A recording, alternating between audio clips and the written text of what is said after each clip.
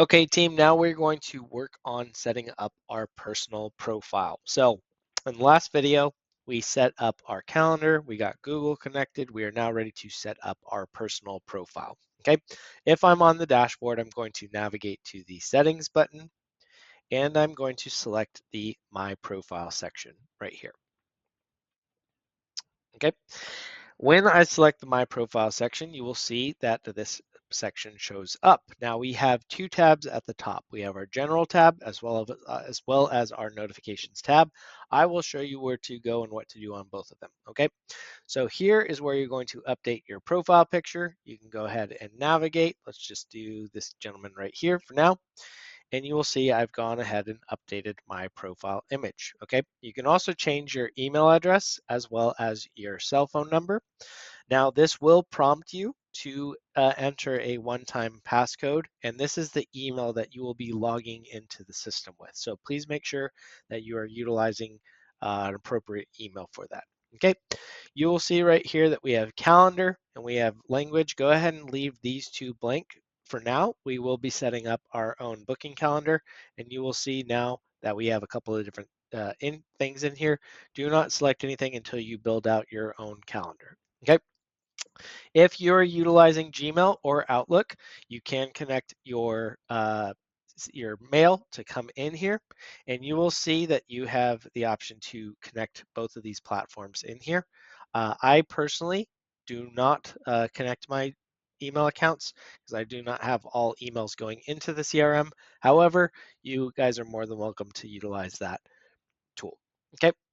I would recommend adding your email signature. All that you need to do is click on the enable button. I do like to include the signature before quoted text and replies.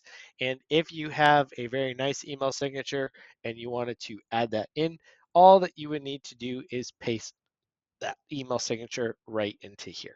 Okay. Make sure that you click on the update profile button and then we're going to scroll down. Okay. So once you get to this section here, we have a couple of different things that we have done. Okay, so we have the calendar settings, and as you can see, these accounts have already been linked, and that was done underneath the integrations. So if you are using Google, you need to add these into your integrations first. If you are using Outlook, you need to click on the Add New button right here, and you are going to select the Outlook calendar right here. Okay, you will then sign into your Outlook account, and that will allow for you to connect Outlook into the system.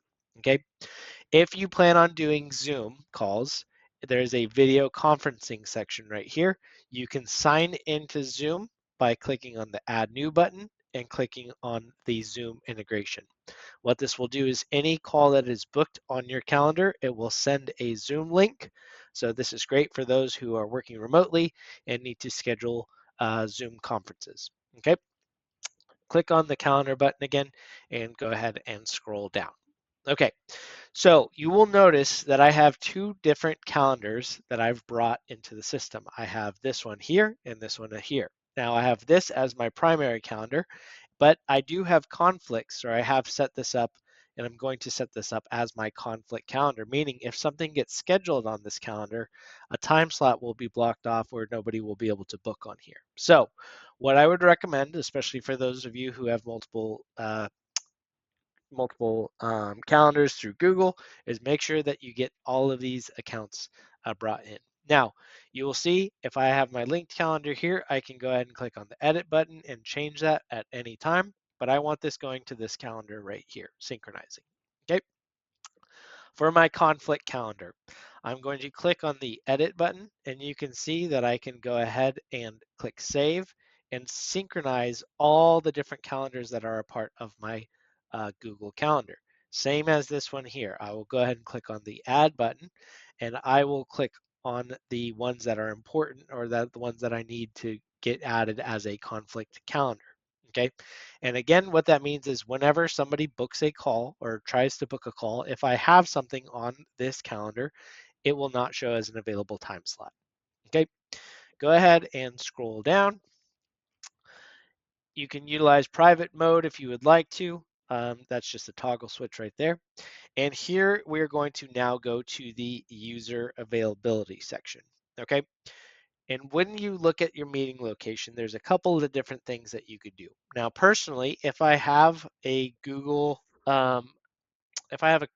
Meet link, I will paste that in here and just utilize Google Meet. If I have Teams, I will use that Teams link and I will paste it right here for the meeting location, because that will allow for you to utilize those two video conferencing calls without having to connect a Zoom account.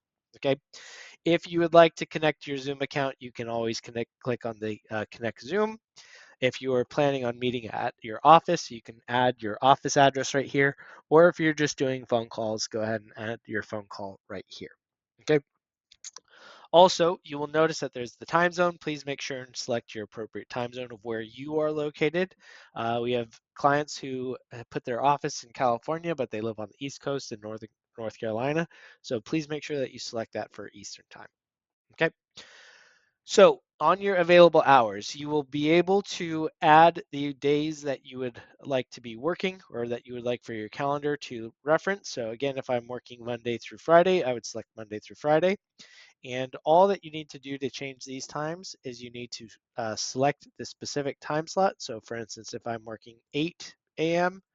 to 5 p.m., I will go ahead and enter that.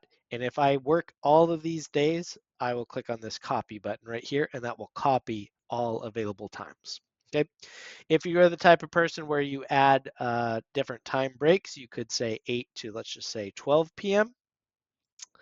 And then you can click the add time button and select, let's just say, 1 p.m. to 5 p.m. and then click copy, and that will add all of those times. Okay.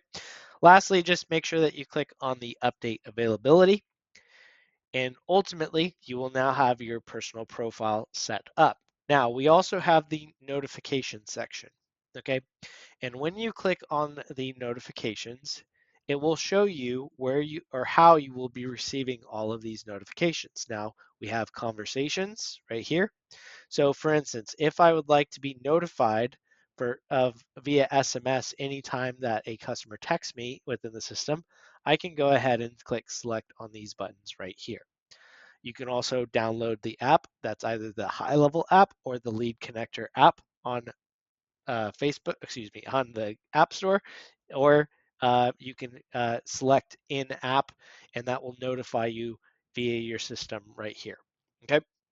Now, we have a couple people that are utilizing the task tool. And so this is an important piece, especially if you are working on a team, or especially if you want to be notified and get reminders whenever a task is coming up. Here's where you can do that right here. Okay.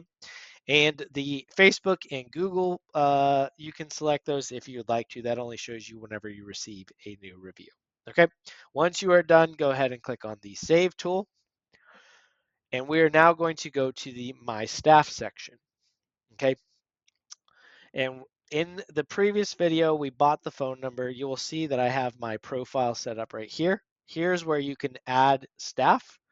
And I'm going to go ahead and edit my call settings in here. So if I click edit, and if I scroll down to the call and voicemail settings, you will see that you can change these calls to either my number, ring calls to mobile app or web app.